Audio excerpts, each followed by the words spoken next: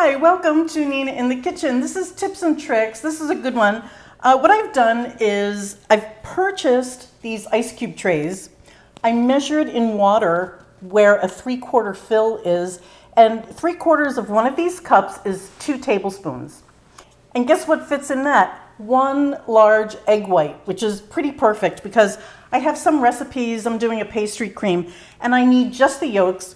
The whites go in here.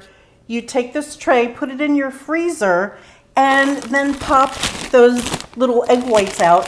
And then you have egg whites whenever you need them. 5 egg whites is a pavlova, 4 egg whites goes into another cake. So they're all right here for you, which is really convenient. And the other thing you can use this for is any stock, chicken stock, anything like that, and also tomato paste. If you open a can of tomato paste for a recipe and you only need a tablespoon or 2 for whatever you're making, the rest goes in here. Same thing, pop them out. So it's a convenient way for you to not waste a drop of anything. Thanks for watching. Bye guys.